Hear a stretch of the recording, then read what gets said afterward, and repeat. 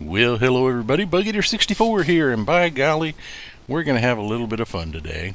We always try to have fun, and as you know, for those of you that have watched any of my videos, it's easy to see that I have learned quite proficiently how to crash in 3 different simulations. X-PLANE12, Microsoft Flight Simulator 2020, and of course, Digital Combat Simulations, or DCS. And I can do it in VR, and I can do it using head tracking, or I can just do it the standard old 2D. But today, we're going to try not to crash, but we are going to be flying a helicopter in 2 different simulations. Going to be flying the recently released RotorSim EC135 for X-PLANE12, and we're going to be flying the EC135 from Hype Performance Group in Microsoft Flight Simulator. Now that's an older module, but it was updated last November, was the latest update. And we're going to fly that so you can see the difference between the two. But I really wanted to show what the status is of the scenery flying at low level in both X-PLANE12 and Microsoft Flight Simulator in one location, and that's at Princess Juliana International, St. Martin Islands. So with that, we're going to get in the aircraft, we're going to get things started, and we're going to go have a little fun flight. So, come along for the ride. See some pretty scenery, and let's see if we can learn to fly these. It's great, I think, to have a version of the aircraft and 2 excellent simulations. And X-PLANE12, being the newest, of course, has a lot of things going for, but also has a lot of problems. And we're really hoping that they get those problems fixed. They keep doing updates, and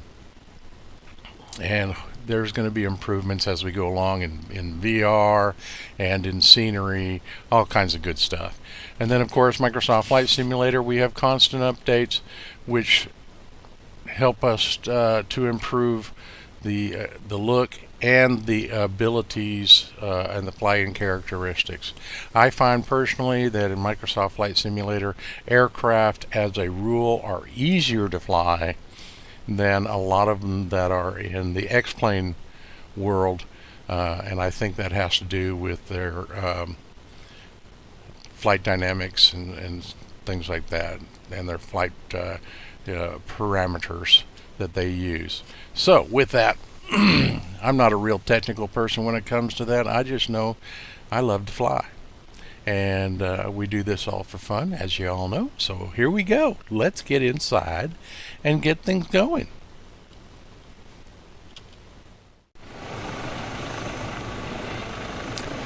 Okay, so both of these aircraft are freeware, which is an amazing thing.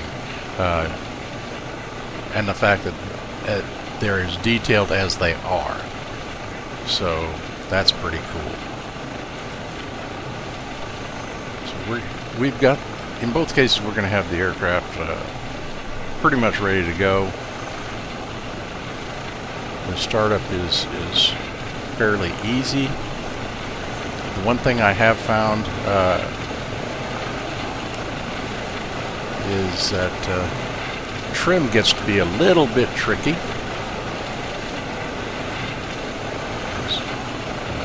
I'm more used to flying like the Huey UH-1, which of course trim works a little bit differently than in this helicopter. So let's go ahead and get the RotorSim. Take a look as we fly around the Juliana Airport, and then we're going to head over to another airport It's on the back side of the island.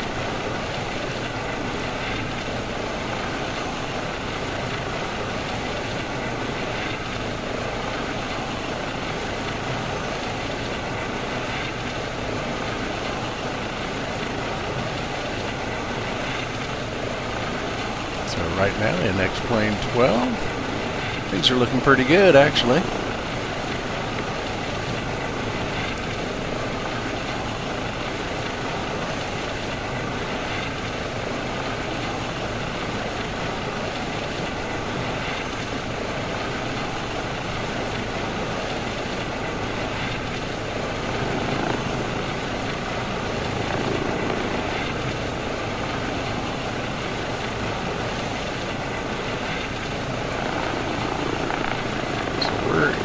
We're actually going to be learning a lot here because this is the first time I've ever flown the RotorSim 135 version 5, which just released in the last couple of weeks.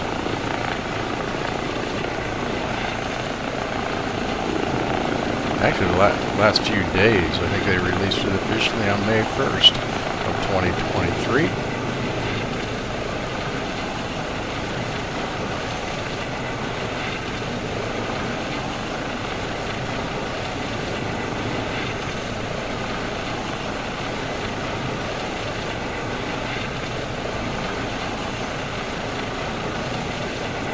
Very nice detail on this aircraft.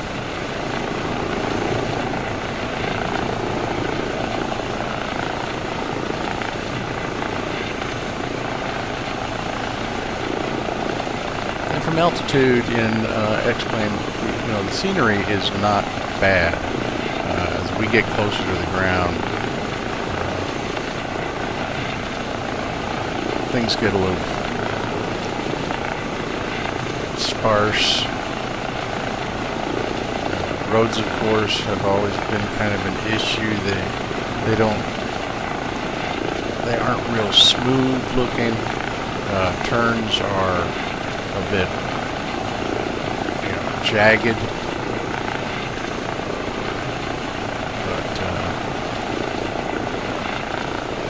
in the very near future, one of the updates for X-PLANE12 is going to be pretty much dedicated to our scenery, and it'll be interesting to see how that changes some things, because I know in X-PLANE12 they are working hard to improve it. But you can see how those turns on the roads are kind of, in many cases, just blocked.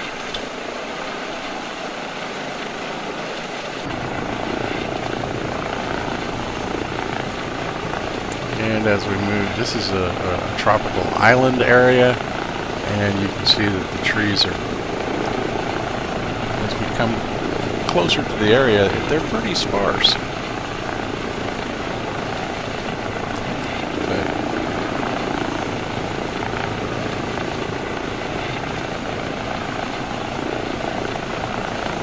But the helicopter flies just fine. I don't have any real issues with that.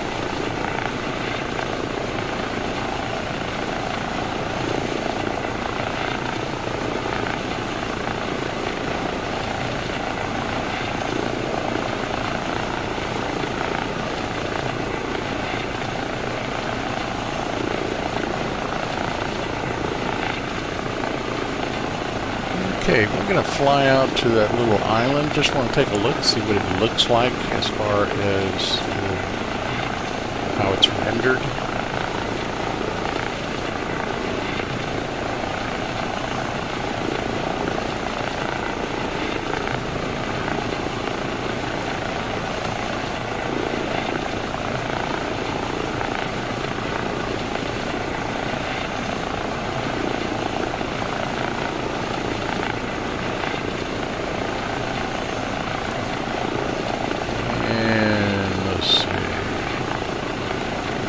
There's some issues right there. Something they'll definitely have to work on, because that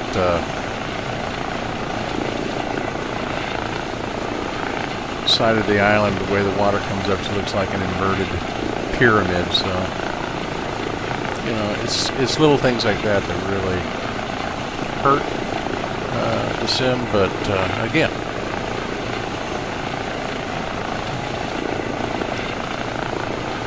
I think that X-PLANE12 and it has been, X-Plane as a rule has been more about how the aircraft flies.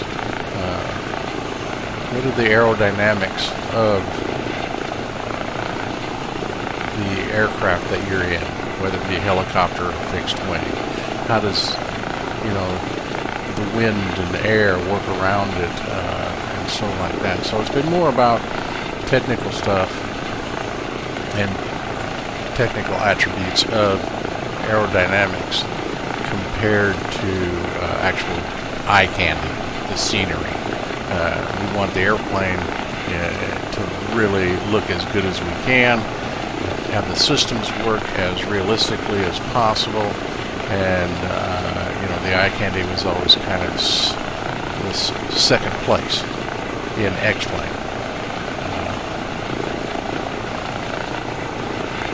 I think that slowly that they're going to learn that eye candy is important to the average flight simmer, who may never have the opportunity to fly a real aircraft, or maybe even fly in a real aircraft. I'm fortunate enough that I've had hundreds and hundreds of hours in actual military aircraft of different types. Everything from the Huey UH-1, CH-47, Black Hawk,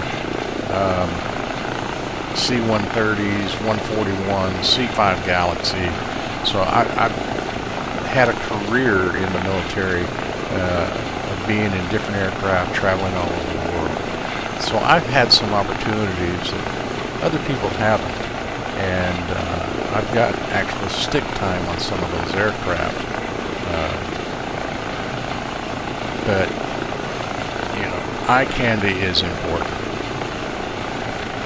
So I think if X-Plane can continue to do the fine job with their developers and with their aircraft, and then blend in the eye candy, they're going to have an extremely fine and outstanding simulation. So we're going to turn around now. We're going to come back into the airport we just flew over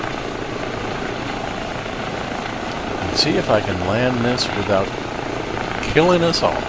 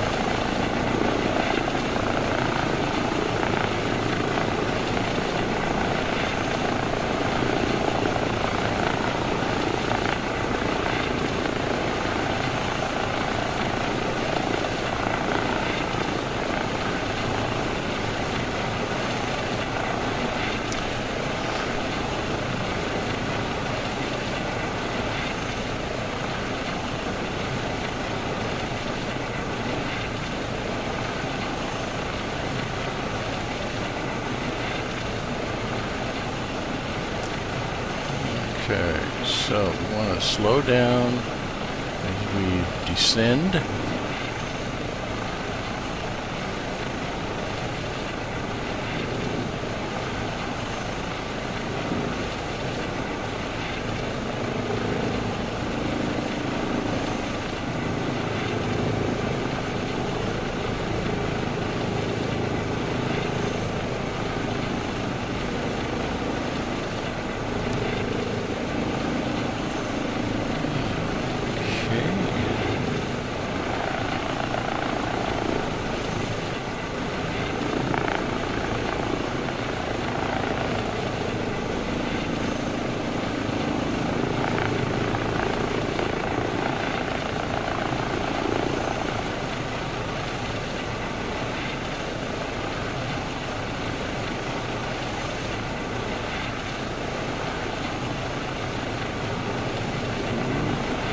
Hold it.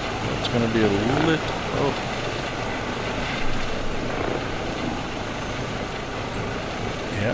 Yep. Hold on.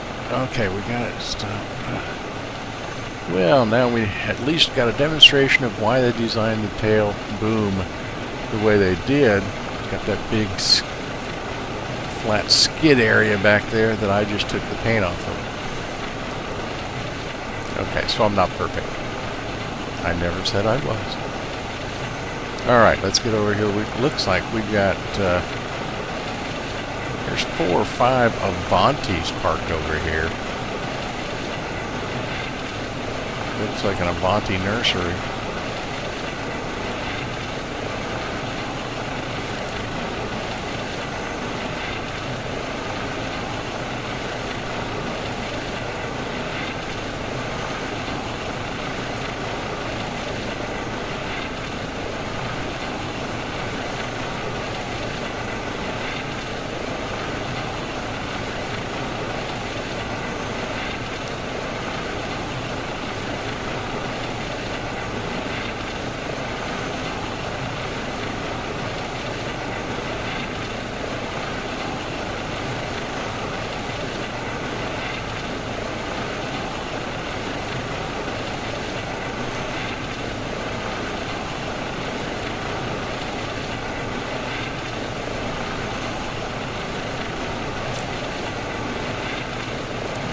Pull over here and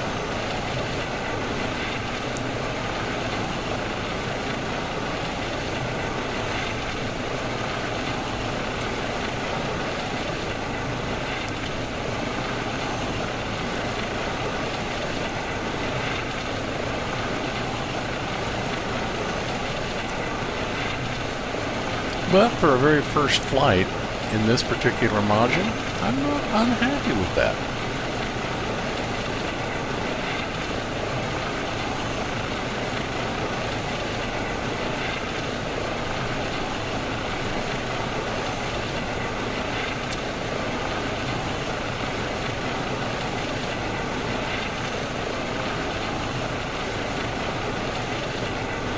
Alright, let's get her set down here.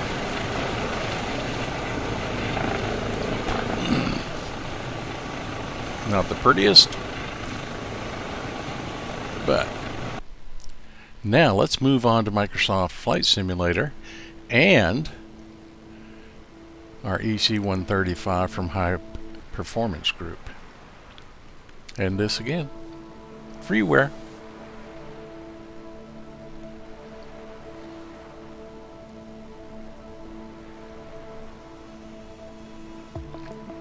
Again at Princess Juliana International.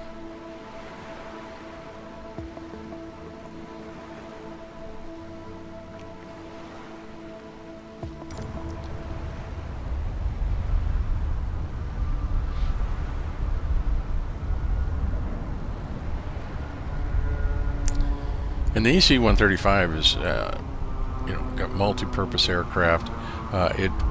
I don't know if it is now, but it was at one time the #1 EMS medical flight helicopter in Europe. So, it's got a nice history.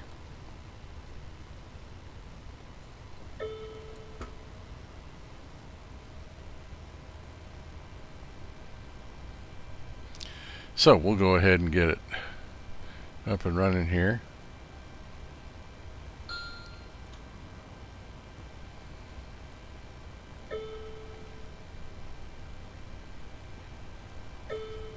Forward and aft tanks, primers on.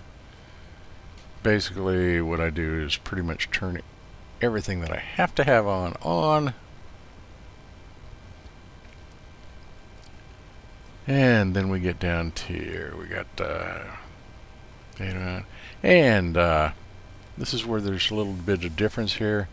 I'm busily trying and not looking at the messages that are coming up where it says, hey,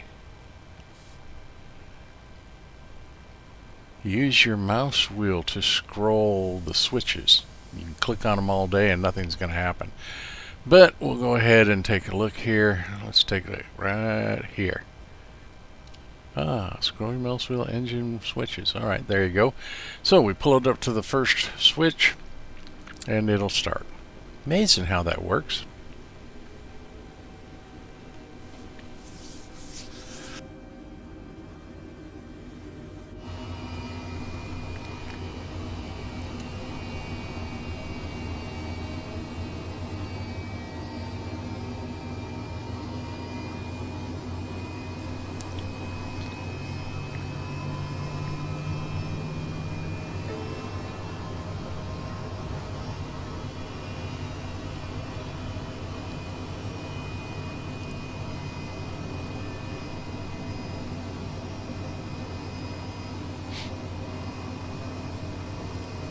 And where I can equip the GTN750 in the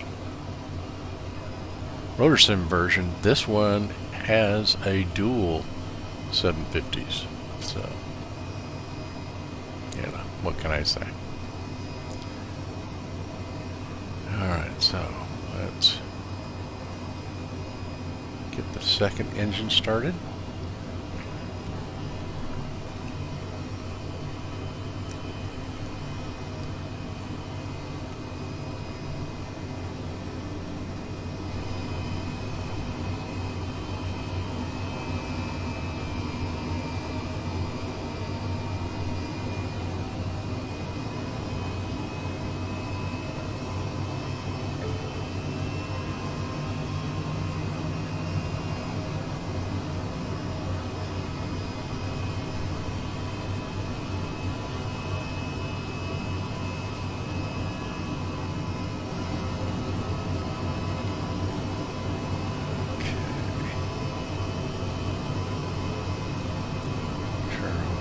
Are on what we need. Turn off the primers now.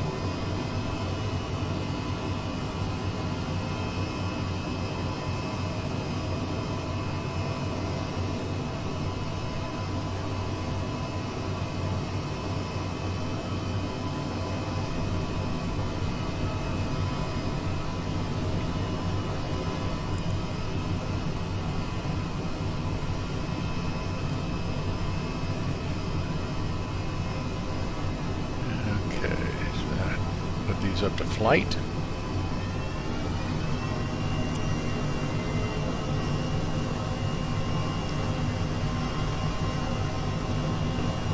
And since we aren't studying a flight plan, we're just going to use a map today, because we know where we're going.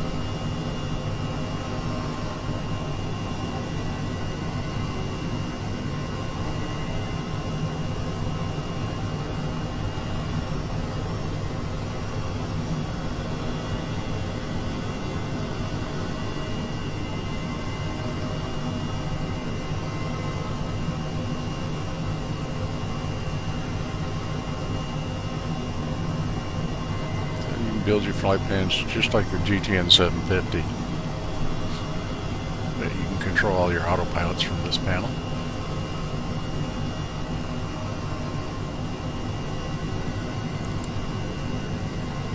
Okay.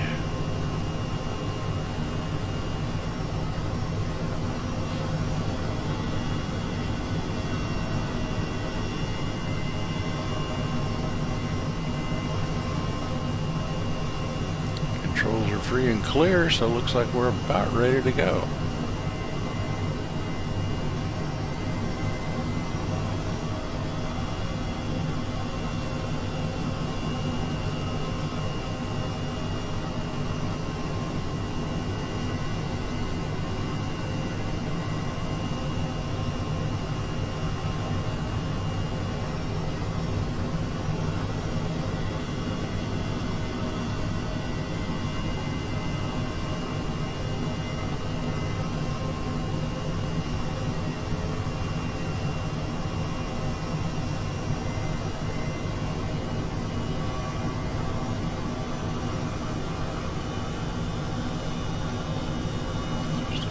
Zip on the collective.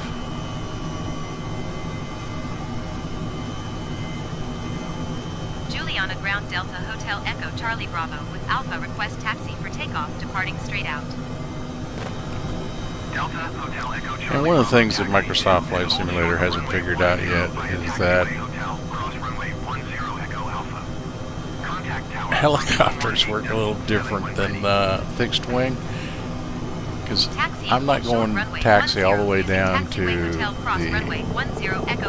end of runway 10. I'm going to go across the field. So you're going to hear it scream at me any second now, "You did not have clearance to take off."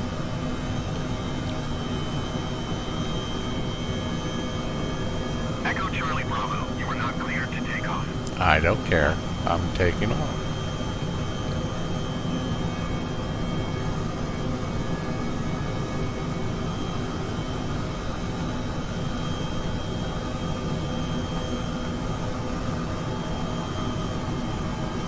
Echo Charlie Bravo, you are not cleared to take off.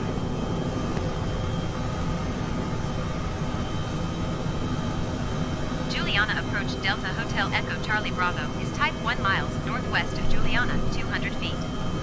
Request clearance to transition Charlie airspace. Delta Hotel Echo Charlie Bravo Juliana approach. Squawk 4771. Squawk 4771 Echo Charlie Bravo. Echo Charlie Bravo radar, contact 1 miles west of Juliana, 700 feet. Cleared through the Charlie airspace. Cleared through the Charlie airspace, Echo Charlie Bravo.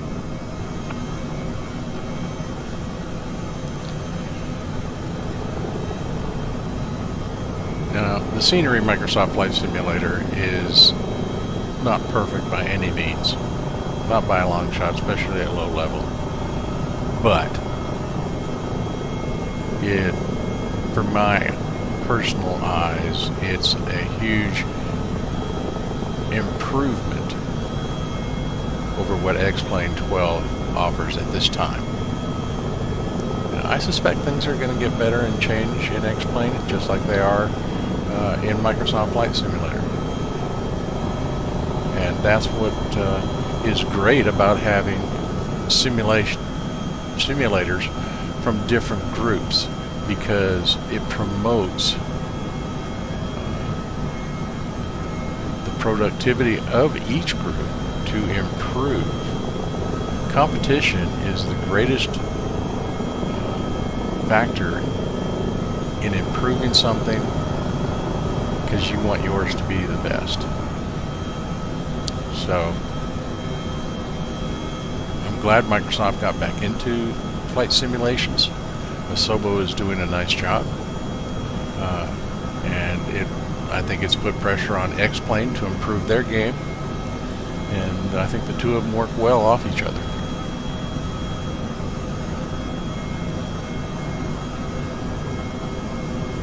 Again, this is all my opinion. I don't expect people to agree with me, but at the same time, I'm going to say what I really feel about these simulations, because I have great fun with each of the three simulations I fly. DCS is by far, in my mind, the best military simulator, aircraft simulator that's available at this time.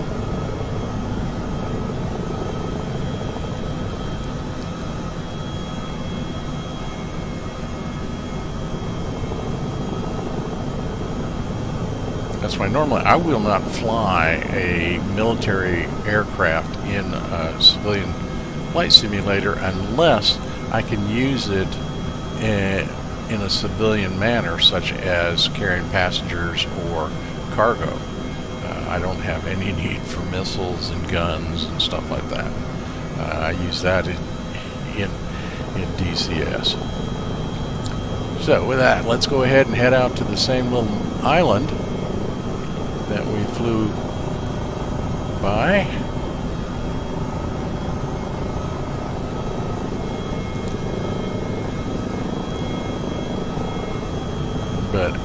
even at this point, it's easy to see that how Microsoft and X-Plane do things differently, just looking at the scenery.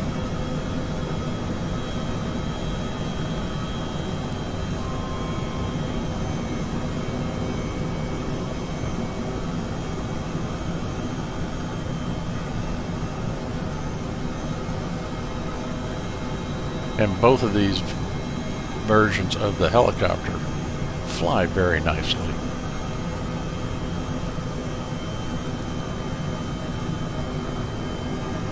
This is not my very first time flying this particular version of the helicopter, because I've had it for a couple of years now, but it's been quite a long time. It's probably been over a year since I put hands on this bird.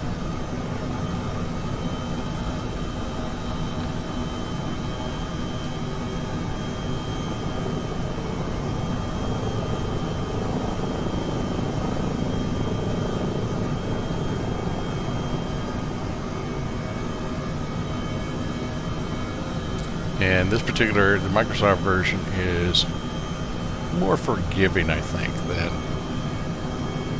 the RotorSim version.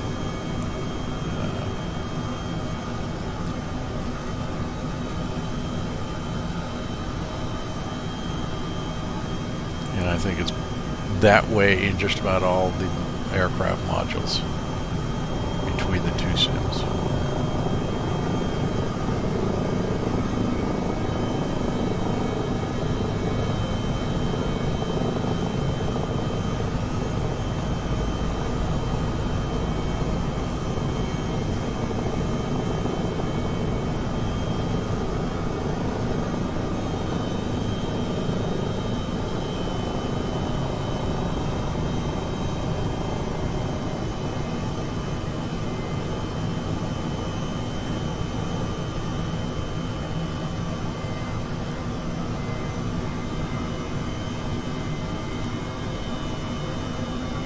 And we're going to come down here and we'll be making a left turn heading for the airport that we ended up our last flight at.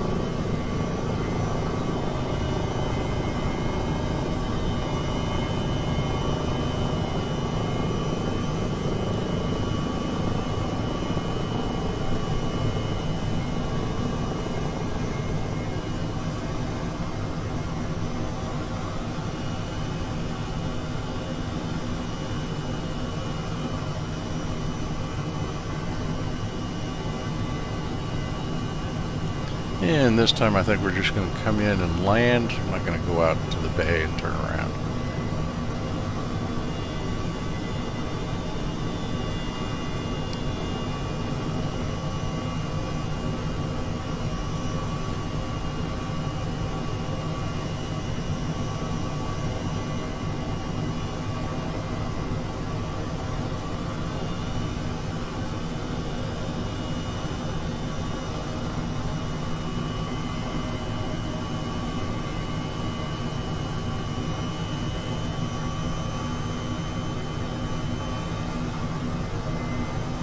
Trying not to run into anything here.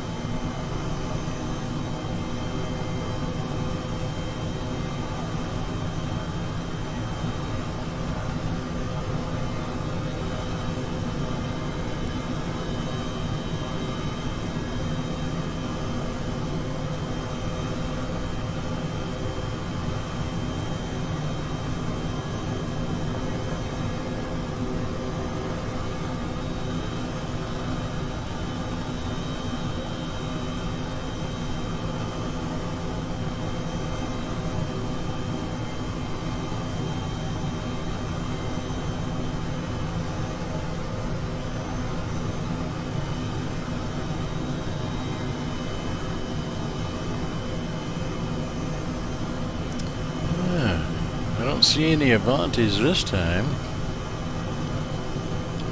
Looks like they got the fire trucks ready for me. They must have. My reputation has preceded me.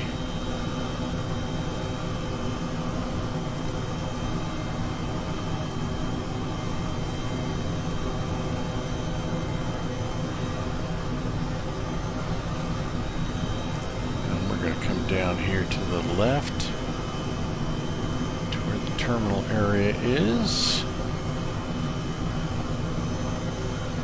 Let's try not to hit the terminal.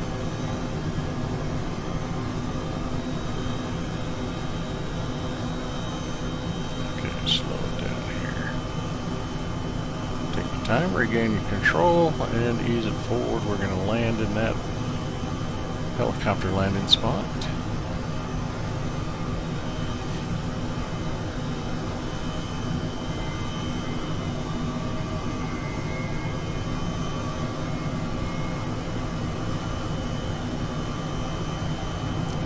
There's a whole bunch of people in the terminal. Oh, they're all excited. Yeah, they're all clapping and everything. They're so happy I didn't crash. So, there we have it. Tell me what you think about the sounds in both of these helicopter modules.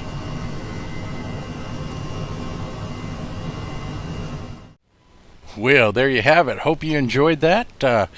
As you can see,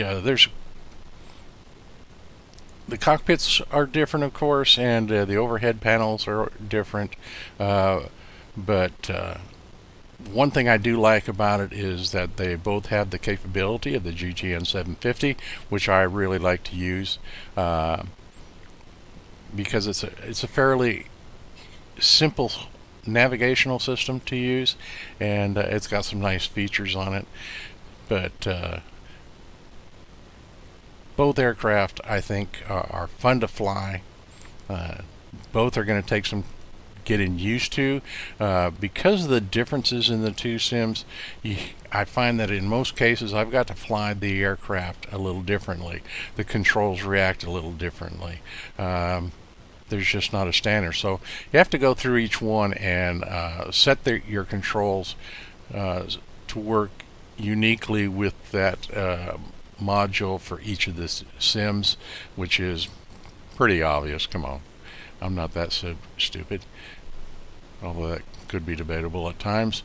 But the simulations are great fun. They really are. These two aircraft modules are just a joy to fly. There's plenty of room in them. They got good visibility, and I got to tell you, I just had a great time with it. And of course, flying around the Princess Juliana area, it's a cool place to fly to and out of. So with that, I had a great time bringing this to you. I hope you enjoyed it, and until next time, this is Bug Eater 64, and please remember, be safe, and always remember, do as I say, not as I do, and safe flying.